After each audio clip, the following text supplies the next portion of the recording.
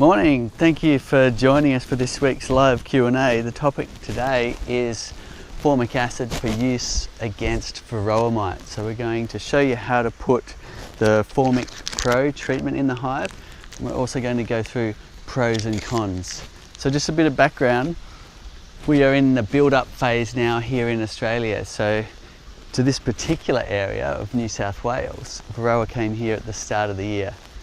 So we're now 7 months in to having Varroa, and what that means is unmanaged colonies around are dying out.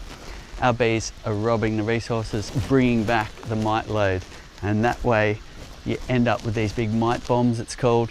So we need to be extra vigilant through that time, making sure we're monitoring and taking some action to limit the mite load, decimating your colonies. So Formic Pro is one of the many treatments, so we're going to get right into that, show you how to do it, and talk about the pros and cons of it. So, first of all, Formic Pro is one of the products that contains formic acid. And formic acid is an organic acid, and it's in a lot of fruit and vegetables and even honey. So it can be used in a certified organic beekeeping operation.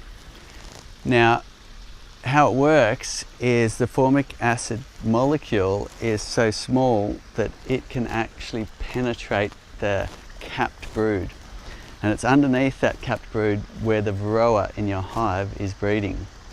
So that's one of the benefits of it, is it can kill mites underneath the capping, and that means it has a high efficacy, and it's very useful for a flash treatment to really knock down the mite load. So we're going to be discussing pros and cons. If you've got questions, put it in the comments and we'll get to answering those. But while I'm discussing it, we're going to show you how easy it is to use Formic Pro and to put it in a hive. Okay, so when you have our super lifter, whether you're doing your brood inspections or putting in your Varroa treatments, it does make it a lot quicker and easier. So first of all, make sure you are protecting yourself. Now, making sure you're doing up your zips and the Velcro in the middle. I've got a smoker here already at the entrance. Make sure your smoker's going. It's going to be useful while you're doing your inspections. Now it's almost going out, so we better give it a few good puffs to get the smoker going. Okay, so first of all, we're blowing some smoke into the entrance of the hive as per normal brood inspection, and we're going to leave the smoker at the entrance to give that calming effect to the returning foragers. Usually I'm smoking my hands, so that if I am beekeeping gloveless, it helps mask my own smell. Okay, next we're grabbing the super lifter, which is my father and I's latest invention to help you open your hive. So we've designed it so it's very easy to use. When you pick up these handles, it sets itself up, clip it onto your load point screws, which is the only modification you need to make to your hive. Making sure these are staying on as you lift, and it's very easy to lift up your hive. And it also gives you this opportune moment where if the frames do attach themselves to the queen excluder like they have on this hive, it's giving you that position just to knock them down again, which is a very awkward procedure when you don't have the super lifter. So when things are really covered in propolis and very sticky, that's when you get those brood frames sticking up. The bees really don't like it when that happens. The super lifter does make that process more gentle. Okay, we're going to add a bit of smoke here, let them calm after their brood frames have had that little lift.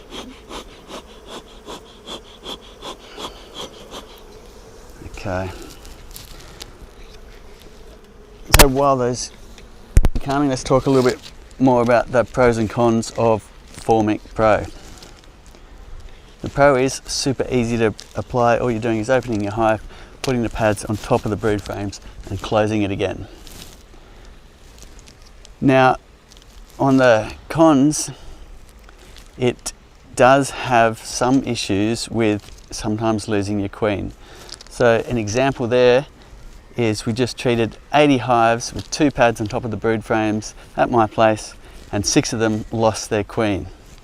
So queen loss is something that does happen with this product. If you want to do a more gentle treatment, go for a single pad on top of the brood frames and keep the other one in a sealed bag for later or use in another hive. Another thing that you will find with Formic Pro is you can get both brood being discarded, larvae being discarded, and some dead bees at the entrance. Again, if you want a more gentle treatment, then go for a single pad instead of a double. Now, it's a 2 pads for 14 days is the treatment, and you can leave them in there. The bees will eventually chew them up and discard them out the entrance. Or you can go 1 pad for 10 days and then swap it for the other pad for another 10 days. And that will be a more gentle dose of the formic acid vapor through your hive. So next we're going to open the hive, and then we can get to doing our treatment. So with the super lifter, it makes it nice and easy to open up your hive, and here we are in the brood nest. Now you can put these pads right on top of the frames here, or you can put it on top of the excluder. Before you open the packet, what you want to do is put on your protective wear. Look after yourself. There is strong acid vapors. Best to be wearing gloves to protect yourself. And these bees are grumpy today already. Alright, let's use a little more smoke.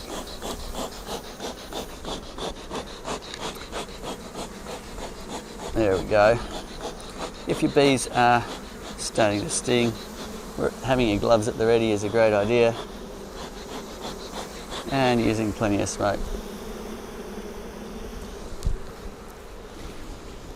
For those that are just tuning in, today we're discussing the pros and cons of formic acid for use against Varroa mite, and we have a product that's approved in Australia here, Formic Pro, which is the same as the Mite Away quick strips in the USA. So wearing your PPE, wearing your gloves when you are touching these acid pads. And we're going to first of all make some space to put the pads down just by cleaning off some of the actual wax off the top.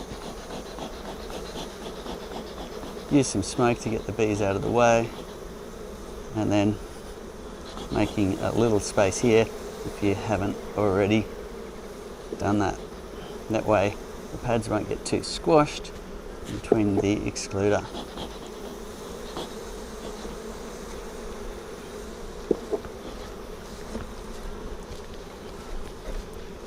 Okay, if you've got questions, put it in the comments, we'll get to answering those.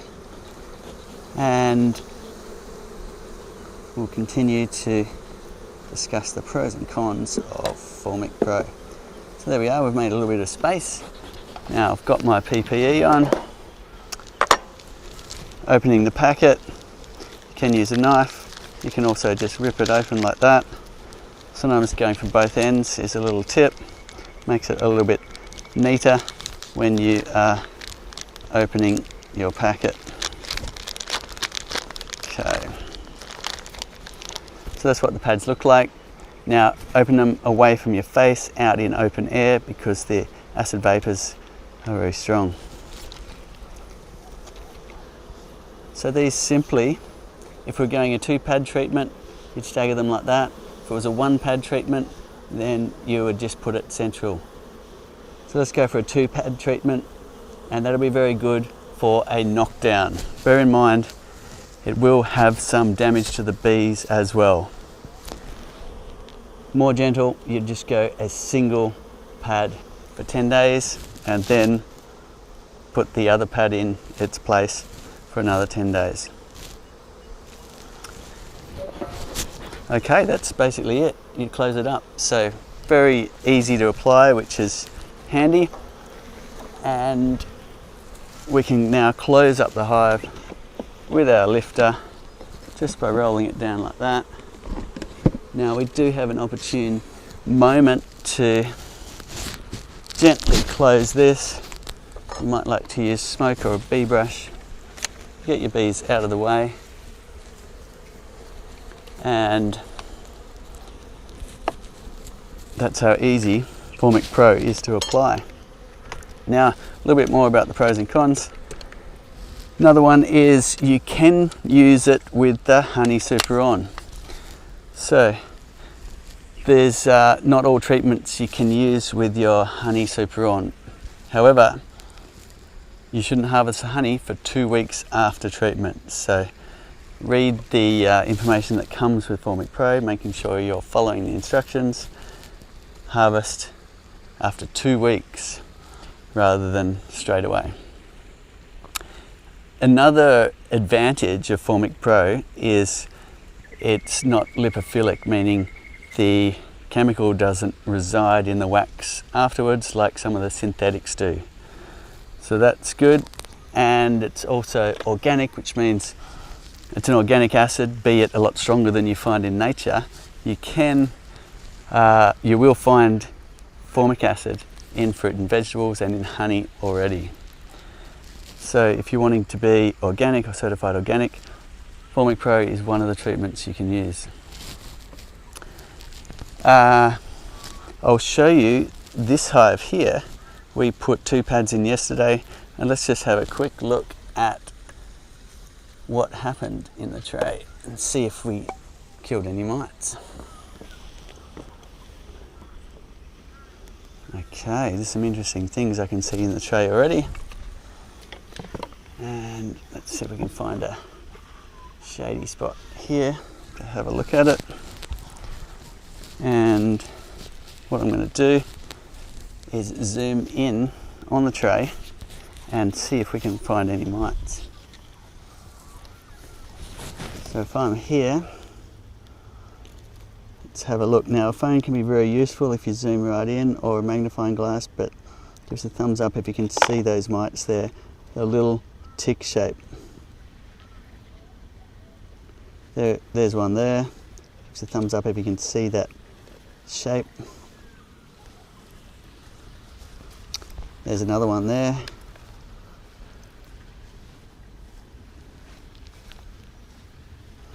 And so it's typical if you've got a high mite load that you'll actually get thousands of mites falling into your tray the very next day. So it's a very effective flash treatment, and if you want to knock down your mite load, it works very well. And what it doesn't do for you though is hold the mite load down. So it is a flash treatment, meaning once it's gone, and it's no longer protecting your hive from Varroa. Another important thing about Formic Pro is it's temperature sensitive.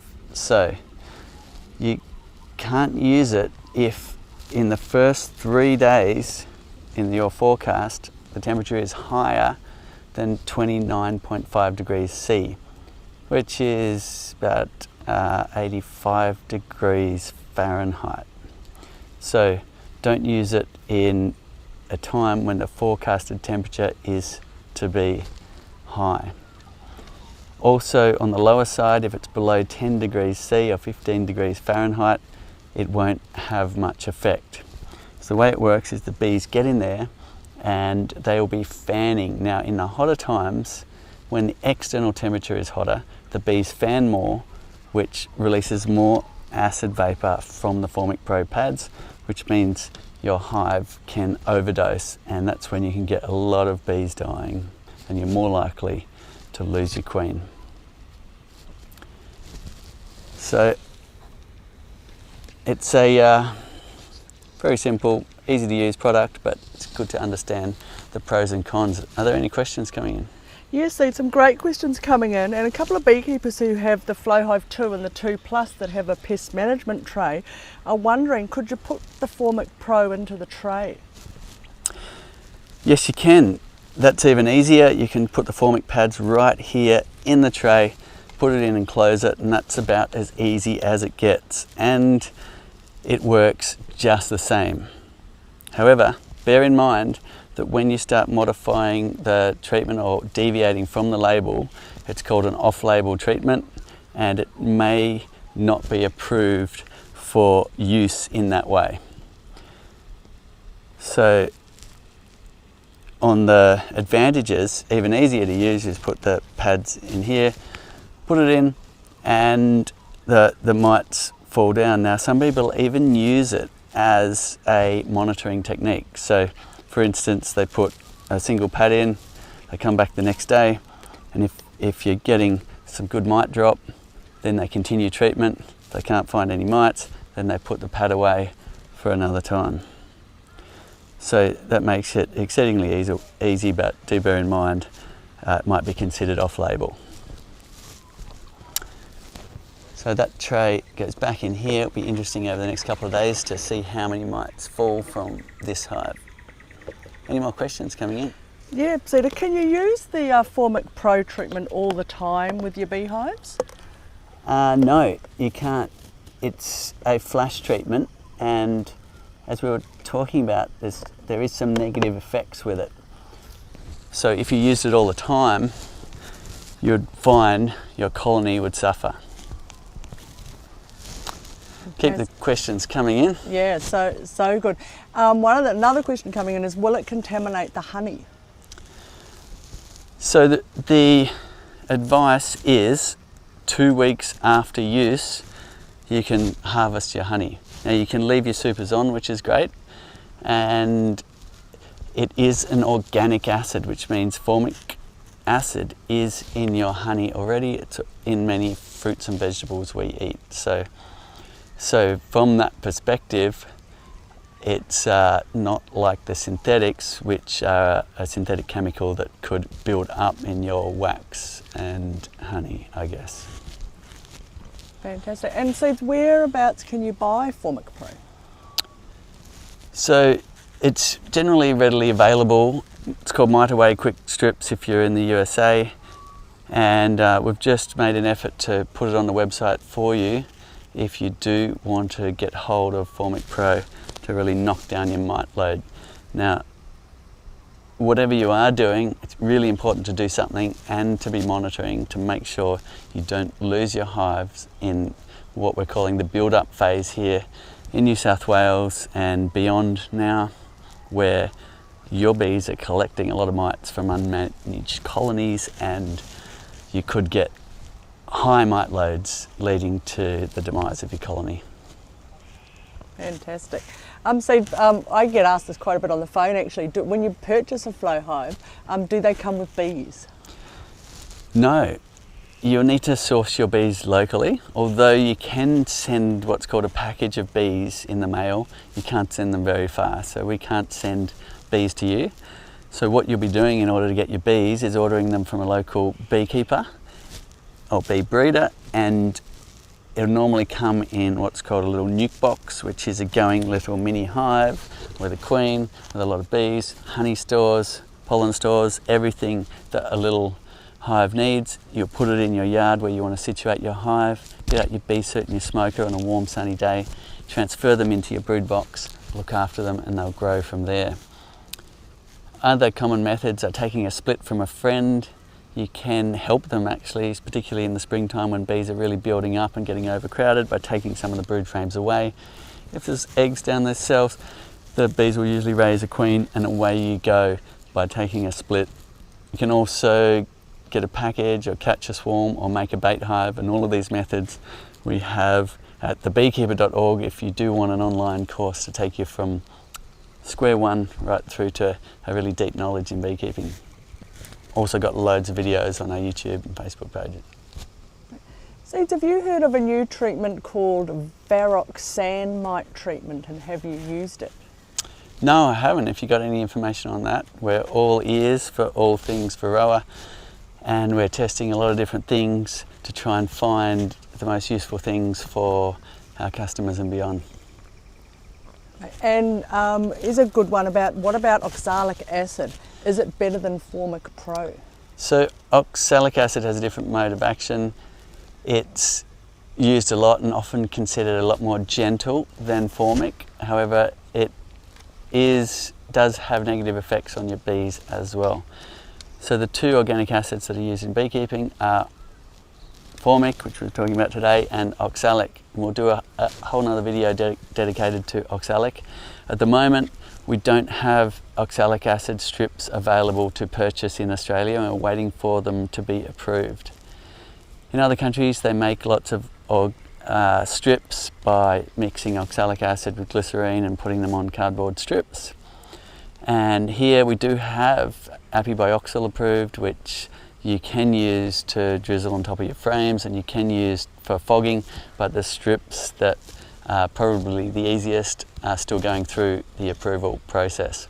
Now they're a long-term acting product if they're the strips, because they stay in there for months giving you protection. They don't knock down the mite load like you'll find with Formic. They tend to just keep it at a steady level. So often people might use Formic to, let's say that they've done a wash and there's 40 mites in the wash and they go, oh, better do something about this. And they might knock the level down with Formic, which will reduce it down to usually 0 to 2 mites in your hive. Then add oxalic for a long-lasting holding a low mite count. But, so this is a good one. Are you treating this hive because you saw mites, or do you just do these treatments periodically? Great question. So we're monitoring a lot, and you should be too.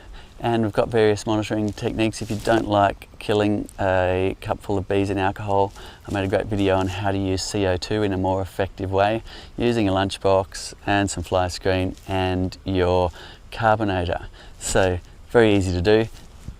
You get in there, you get a cupful of bees and you're counting how many mites you're knocking off those. So have a look at that video if you want to get some tips on monitoring. But whatever you're using, good idea to be monitoring, especially now where we have that build-up phase in Australia. This is another question actually from Ram in Nepal, who's tuning in live and is having a great problem with moths actually at the moment, Cedar, and just wondering, do you know any natural methods for treating wax moths? Okay, so wax moth don't tend to really bother your hive unless your colony is really quite weak. Now, I'd be looking for any other issues that are occurring that might give you the wax moth's ability to get the upper hand inside your hive. Normally we do find them down here in the tray sometimes because wax flakes fall through, they can get in there and the bees aren't patrolling that zone. Inside the hive, if you're in a place that gets a really long cold winter, perhaps where you are, then you could get into the situation where wax moth are taking up residence in the hive. Now we don't have that issue here because we have nice warm days through the winter as well. Let us know what you do if you're in a really cold area and you do get wax moth getting inside your hive.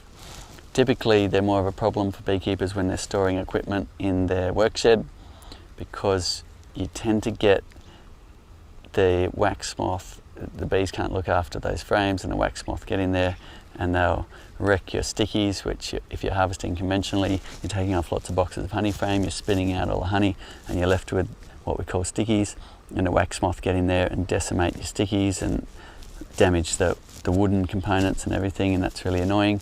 With the flow hive, you tend to not have those issues because your super can't be damaged by wax moth. They cannot damage the flow frame, so even if you are taking it off for a long winter, the wax moth won't damage flow frames, so it makes it a bit easier in terms of wax moth. Cedar, what makes you decide whether you should put 1 or 2 strips of the Formic Pro into your hive? Okay, that's a personal choice, and whether you're wanting to really knock down the mites all the way to almost 0, and if you want to do that, then you are taking on the risk of potentially losing your queen and potentially losing a few handfuls of bees. If you want to be more gentle, then just put a single pad in your hive for 10 days and come back and swap it out for the other pad. Now, I just did a treatment on 80 hives at my place and used 2 pads in them all just to see what the results were. Bearing in mind we are in our cooler time of year, and we had 6 queen losses across 80 hives from Formic. Oh, well, that's kind of the next question that's coming in, Cedar, is have you lost any hives this year to Varroa, and if so, roughly how many? I haven't lost any hives at all from Varroa, but we have been quite vigilant. In fact, we've been testing so many things, we're often running out of mites to test on, which sounds ridiculous, but it's really interesting to me to go through and do 80 hives at once to get the result so we can report back and really understand and educate ourselves about the effects of different treatments. Oh, great. So, and if you're running a double brood box, is the treatment the same, just on top of the second brood box? Yes, so you'll be putting it on top of the upper brood box then, or on top of the queen excluder. Great, and Amit's wondering, is in England and Berkshire, wondering what's better, a single or a double brood box to run with the flow hive? So that answers best by your local beekeepers. Here I like to keep it simple, easy, with a single brood box, single super. Makes it easier to find the queen, easier to manage. Now our super lifter is built to lift a double if you want to, so the super lifter certainly opens up an avenue of ease even with double boxes. However, what I find in this area is when you add a second brood box, they'll store it mostly full of honey, and that might slow down your stores in your flow frames, which might not be the result you wanted. In colder areas, people often put a brood box and then perhaps an ideal on top of that for some extra brood area and extra honey stores for a long winter, and then the flow super on top of that. Right, a couple of questions coming in about winters actually, Cedar. We've got someone who's in New York and they have very harsh winters, and wondering if you've got any tips or tricks for using a flow hive to survive their really harsh winters. So the main thing is for a hive in really cold areas is to think about their honey stores to survive through to that next spring. Now, that's best answered by your local beekeepers, and ask more than one. Some beekeepers will say you need a full box of honey, some will say you just need an ideal to last through to the next spring. So once you've got that piece of information, you'll know whether you need to intervene coming into winter if they don't have enough stores to survive through to the next spring. You'll be feeding your bees, and that will be feeding them a sugar syrup. And we've got videos showing you how to do that. The other tip in those cold areas, well, there's 2 more tips. One is remove the queen excluder if you are leaving the supers on. If you're leaving a flow super or a conventional super on, remove the queen excluder prior to the winter, so that as your bees cluster together and move up the hive consuming the honey to stay alive, the queen will be able to move with them rather than being stuck underneath the queen excluder and perishing. Another one is insulate under the roof cavity. There's hot arguments about whether to insulate around the hive in those extreme cold places, but one area that's not argued is under the roof. So we've already got an extra layer of insulation here with our gabled roof and inner cover compared to a conventional hive, but you can take it a step further, add some broken up poly box or any kind of house poly insulation underneath the gable roof, and what that'll mean is you're very unlikely to get condensation on the underside of the inner cover dripping onto your bees, because cold wet bees are dead bees, so you want to avoid that. Now, as far as condensation goes on the walls of the inside of your box, that's perfectly normal and a great resource for water for bees during those cold times.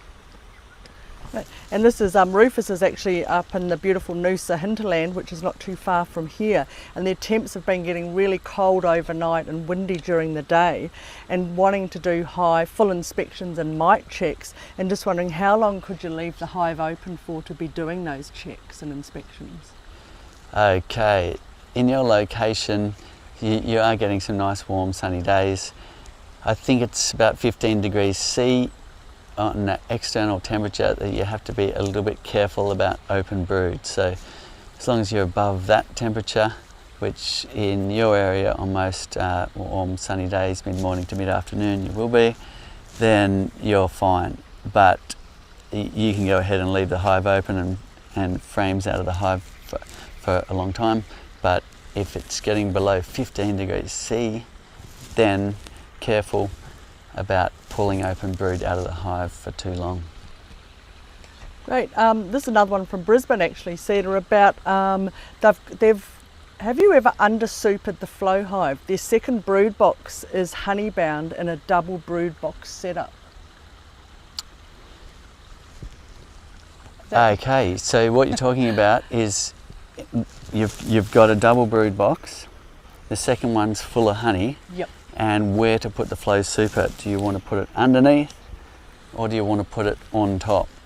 Now most people will just go ahead and put it on top, and hopefully your bees are going to then move honey from that lower box to the top one, which they do tend to like to do. I've noticed that bees like to store their honey stores or their gold away from the entrance where intruders might be after that gold. So a good idea to well, you can go either way basically. Try it and see what works for you.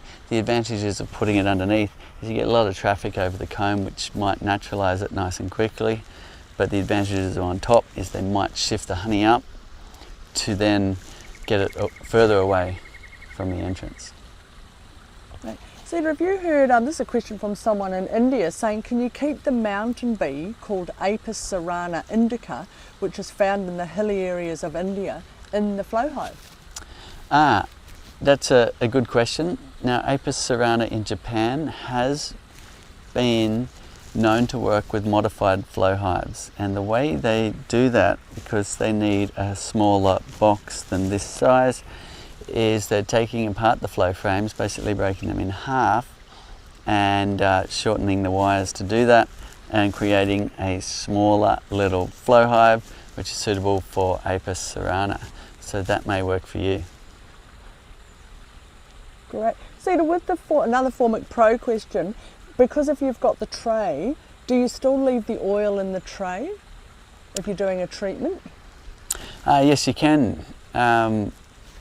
I guess, so the question is, first of all, putting Formic in the tray, and we were speaking about that earlier, and just bear in mind that would be an off-label treatment, but the question is, could you also leave oil to catch the hive beetles? Yes. And the answer is yes, because you're normally just putting oil in here to cover the lower surfaces, and the pads would be bridging across the top.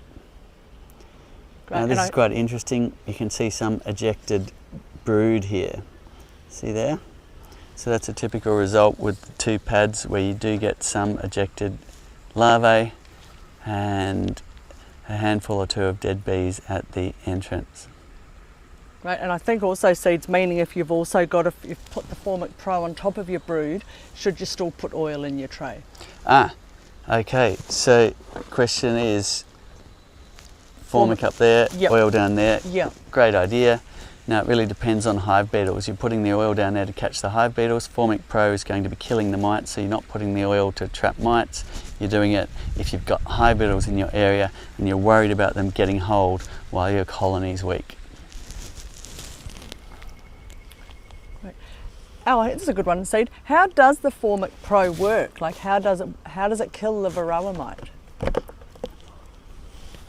So the mode of action with Formic Pro is the formic acid vapours are released from the pad into the hive by the bees fanning, and that acid vapour is a very small molecule, and what it does is even penetrates through the brood capping, and it's underneath the capped brood is where your Varroa factory is. That's where the mites are breeding. So it's very useful that it can penetrate in and kill the breeding mites. Now, the way it does that is by inhibiting the mites' pH level, inhibiting their ability to regulate their pH, which then affects their respiratory system, and they basically suffocate quite quickly, as you can see by all of the mites falling into the tray from yesterday's treatment. Having said that, it also does affect the bees, and it does not to the same degree. You're not killing all your bees in your hive, but you do get typically some bee death if you're using 2 pads of formic acid. And once you're doing the treatment, Cedar, how often should you monitor for mites? So here in the build-up phase, the DPI is recommending we're monitoring monthly now. Now that's a change from the original recommendations, and it's because around the Hunter region, Sydney region, there was a lot of hive losses due to Varroa, simply because of the mite bombing effect of unmanaged colonies dying out, and your bees robbing the resources and bringing back all the mites. So that way you need to be monitoring more often in order to really make sure those mite levels aren't getting to detrimental levels in your hive.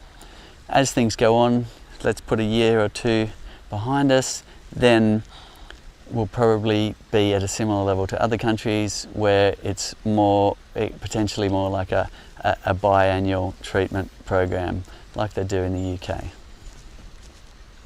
Fantastic. And so what's the best time of year to use a treatment? So that depends on the treatment. As with Formic, we were talking about the issues with temperature. So as we get into, if you're in an area that gets really hot days, you can no longer use Formic above 29.5 degrees C. So you're looking at the forecast for those first 3 days where the pads are really off-gassing a lot, and making sure you're not exceeding that temperature and you're also not below that temperature. So that's one of the limitations of Formic. And it's also a flash treatment to be used to knock down the mite load, but not necessarily guard your hive from Varroa. So it's not to be used all the time, because you will really hinder the health of your hive. And Cedar, is it okay to open the hive while you're using the treatment? And do you have to block any vents off or anything like that? Okay, great question. They say put the treatment in, leave your hive alone till the treatment is done, which if you're using a single pad will be 10 days and then swapping it, or if you're using double pad it'll be 14 days, and then you can go ahead, open your hive again and check you do have a queen, and that's an important thing to do after using Formic, because sometimes for whatever reason the hive decides to replace their queen or kill their queen. Oh, great, got some good questions coming in, and one about then is if you've done the treatment, how do you know if it's worked? So you'll know if it worked by next time you monitor, either with the alcohol wash or the CO2, and do your mite count. Now we are finding it's very reliable at knocking down the mite loads to 0 to 3 mites, say coming down from 30 or 40 in a wash. So it really does a great job of knocking them down. So that's the way you'll tell if it's really worked. You'll also get a good idea by looking at the mite drop in your tray, like we were looking at earlier, and having a look here to see all of those mites raining down into the tray, and it's very effective at that. In fact, let's see if we can grab another shot and see if we can find some mites for you. Straight away we're seeing mites there. You recognise the little oval shape, a little brown or reddish brown colour there, and we've got a lot of mites falling into the tray. There's another one. So plenty of mites. There's another one. So you'd count hundreds in here if you did a good count, and that way you know the treatment is quite effective. These are all the phoretic mites. Phoretic mites are the ones that are on the bees travelling around the hive, and they then dive into a cell when it's in its still open brood phase, and that's where they start laying eggs under the capping, and that's where they are breeding. So we won't see the mites that are dying underneath the cap brood for several days till that cap brood starts to emerge, and then you get a lot of breeding mites dropping as well. Great questions, keep them coming in. Yeah, so good. Here's a good one, Seeds. Any idea how the mite came here? Wondering, was it a wild hive on a cargo ship? There is court cases going on about how, and accusations. I won't go into it, but have a little read up on it. It's said to have come into Australia by importing bees. So should you rotate treatments, or should you just stick with one method? Great question.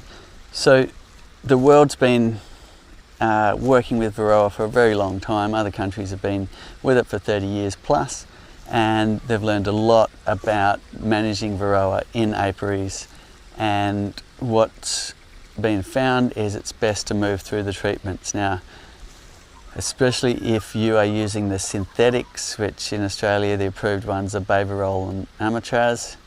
Now, if you are using those, really important to change treatments, because the mites build up a tolerance to it, and that's become a big issue in other countries.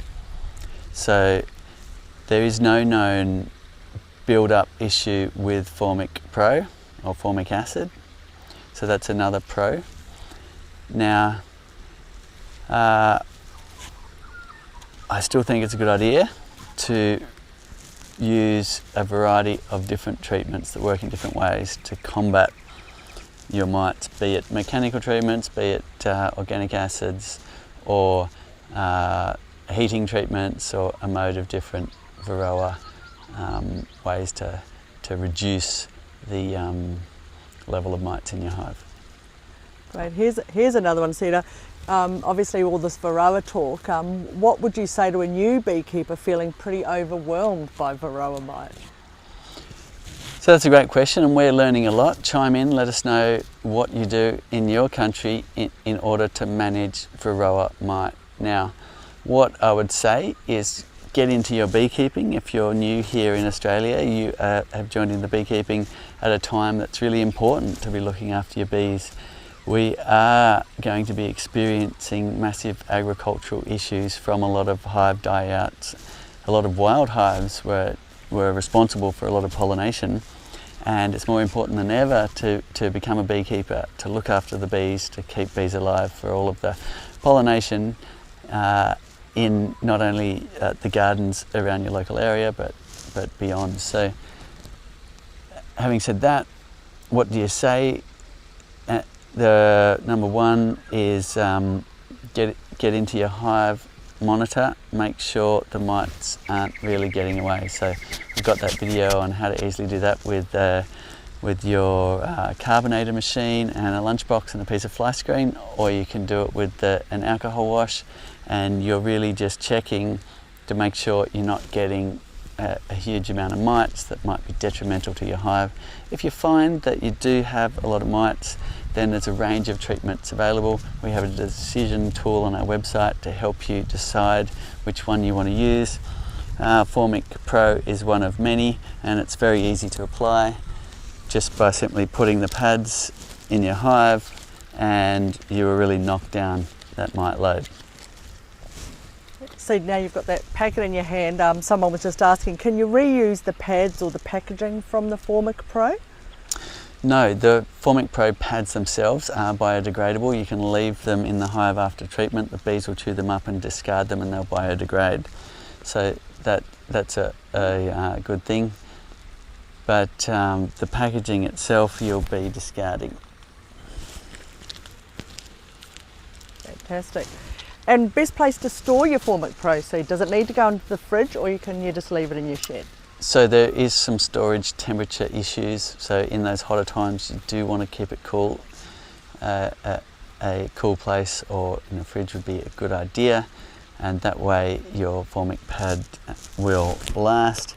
Now they have a 12-month use by date usually, so have a look at that use by date on the packet. The expiry on this one is the 5th, 2026, so we've got a fair while on this one. That's one thing to look out for, especially if you're buying some cheap Formic Pro off eBay or something. It may be out of date. So we have got some Formic Pro on the way for you if you do want it. We've put some effort into making it available, and they'll all have a generous use by date. Yeah, this is good. We were talking about this yesterday actually, Cedar, with the spring coming on here. If you're going to use a treatment but you need to split your colony, should you do it before or after the split? That's a good idea. Now the split itself will help with the, it's one method to reduce mites actually, is to keep splitting. So that's a helpful one. Now generally beekeepers who are using the Formic Pro on a small colony are using the one pad and being mindful that the temperature is nice and cool, and not doing that on a hot time. So the answer is you could do either. You could do it beforehand or you could do it afterwards. Cedar, do you know, is the oxalic acid vaporizer approved in Australia? Because the question is, would that be a safer treatment for the honey produced? Oxalic vaporizer is approved for use in Australia. So it's a large metal contraption that heats up the oxalic acid crystals until they turn into a fog. You can fog that in the entrance, and it is another way to do a flash treatment. It'll knock off the phoretics but won't do much for the mites under the capping. But some beekeepers find it a useful treatment. On the cons for the oxalic vaporization is the acid vapor is very dangerous, and you'll need to have a proper gas mask when using that treatment. Whoa. And Cedar, do you have an opinion on the HopGuard 3 mite treatment? I don't, and I haven't looked into that one, but we're all ears for all mite treatments at the moment, so let us know how it goes for you, and let us know what you do in your area in order to combat Varroa mites. Here's another. Can you only control the mites, not irradiate them? Can you control the mites and not have to irradiate them? Okay, so irradiation does get used in beekeeping, but not for Varroa mites. It gets used for AFB spores and EFB spores, so American foul brood, European foul brood. And if you do have a load of bee equipment sitting around in the shed and you don't know its history, then often beekeepers will send that off to an irradiation place, which gives it a dose of gamma rays, which knocks out those spores. But it's never used for Varroa. Great. As a new beekeeper, Cedar, and wanting to purchase bees, how do you know that the bees you're going to buy won't already have Varroa mite? The answer is they will, if you're in New South Wales most likely, and even the adjoining states as well. So it's spreading out across the country. There was a big effort to try and stop it, but that failed, and now we live with Varroa forever, probably, like every other continent in the world. Now, unless you're in WA, where it's quite a trek for the mites to cross the deserts, then and Tasmania here, then you will be expecting Varroa mite in your area sooner or later, and in all of the nucleus hives as well that bee breeders will be putting together for you. So Sweets, have you ever heard of using small amounts of essential oils in sugar water before honey supers go onto the hive?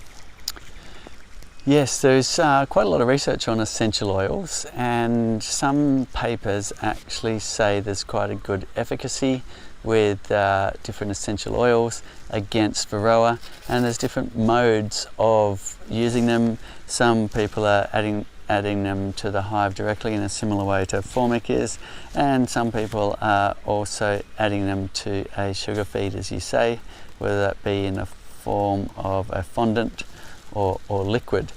But bear in mind you are experimenting, and it's probably deemed off-label in many countries. Fantastic, Seeds. And is it the same amount of strips in the hive whether you're running an 8 frame or a 10 frame? Yes, so it's your choice whether to use one strip for 10 days, the other strip for another 10 days, or 2 strips for 14 days. The one strip for 10 days is more gentle. A treatment might not knock the mite load as far down, but you're much less likely to lose your queen or have issues with young larvae being ejected from the hive. Thanks. Looks like it's been such a hot topic today that we've overheated the phones for Insta and TikTok, so you probably can't hear me, but Facebook and YouTube are rocking it.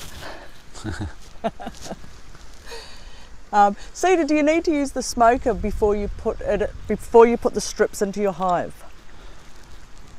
What you're doing is a normal brood inspection, so I'm always using a smoker because it has a calming effect on the bees. It's only a very I guess probably weak colony, which I generally don't bother with, but bees do get quite aggressive and defend their hive opening it without the smoker, so always using a smoker. Wear your gloves if you need a beekeeping, and make sure you're well protected with a good bee suit.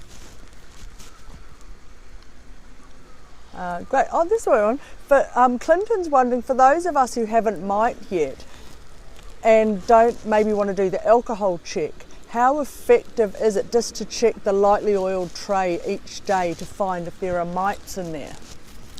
Okay, so I haven't found it particularly effective monitoring mite drop as to the load of mites in your hive. It's much more effective to do an alcohol wash or a CO2 or monitor during treatment.